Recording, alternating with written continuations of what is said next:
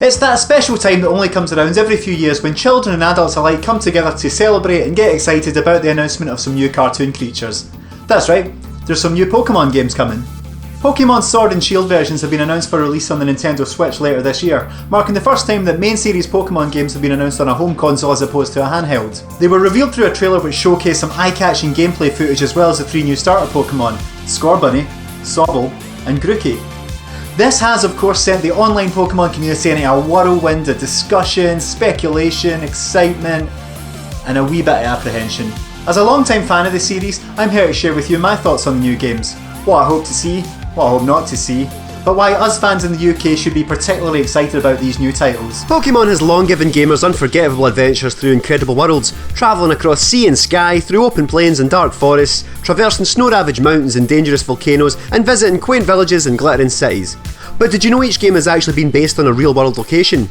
The first 4 sets of games were based in regions of Japan, but ever since black and white versions in 2010, developers Game Freak have been looking more internationally for inspiration. We've had Pokemon titles set in an allegorical America, a fictionalised France, and a hypothetical Hawaii. And now... it's our turn! That's right, Pokemon Sword and Shield's Galar region will be based on our very own British Isles. Seriously, this is like being chosen to host the Olympics but about 30 times cooler. Looking at the map, Galar and Britain share an undeniable vertical landmass, although the general consensus is that it's been rotated 180 degrees. That's just the tip of the Bergmite though.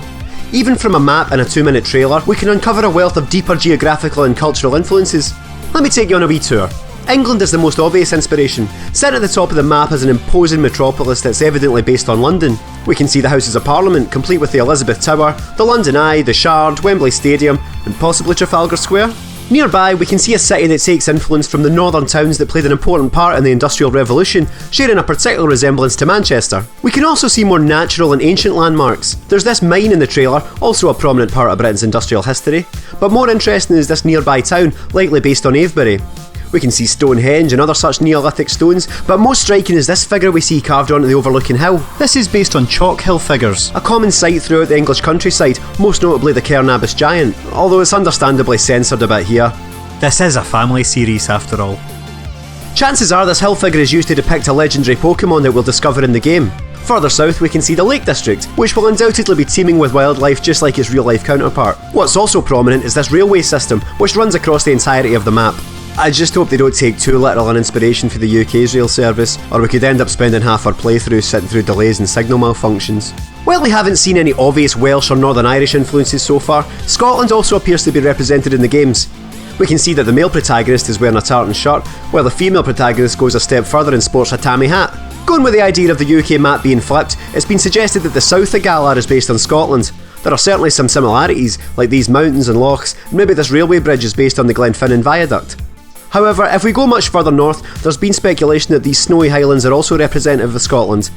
Interestingly, this area is boxed in by 2 great walls, which could be an allusion to Hadrian's Wall and the Antonine Wall, which did share a similar positioning in real life history.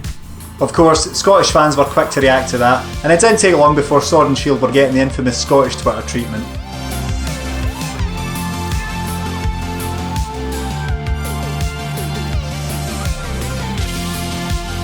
But as excited as UK Poke fans might get over these games, we also need to cast a more critical gaze over the footage that we've seen so far, because it does raise one question. For a series so rooted in the idea of evolution, is Pokemon taking a step back? There have been a number of new mechanics in recent years. Pokemon Go managed to win over a new audience and re-engage nostalgists in that summer of 2016, while last year's Let's Go Pikachu and Let's Go Eevee introduced motion controls. Admittedly they were terrible, but it was something new nonetheless. And they had wild Pokemon appear around you, as well as the option to have your own Pokemon follow you, which really made the overworld pop with life. From what we've seen, it appears Sword and Shield have already abandoned these features, opting for a return to random encounters in tall grass. Gyms are also making a return after Sun and Moon reimagined them with its island trial system. While there's nothing inherently wrong with the core gameplay of Pokemon, to seemingly stick so strongly to its roots after several years of change and gimmicks does raise expectations for fans, and in turn raises pressure for Game Freak. If we are getting a more traditional game, however, I just hope it truly harnesses the power of the Switch like other series have. Nintendo's other biggest franchises, Mario and Zelda, have given us innovative, immersive titles on the console. I can't tell you how many hours I've sunk into Breath of the Wild.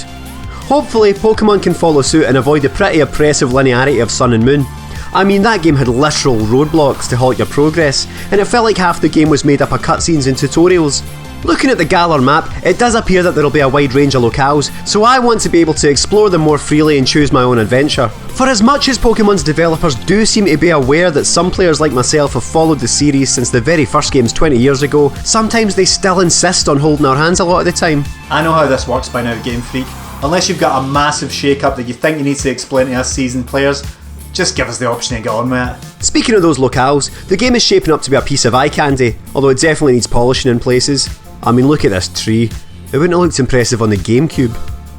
The game isn't finished yet, so there's still hope. Instead of half-arsing certain textures like they did in Let's Go Pikachu and Eevee, give us a jaw-dropping world, and please, let us control the bloody camera. It's a pivotal time for Pokemon, and I just hope its first main series home console outing is the experience that the series deserves.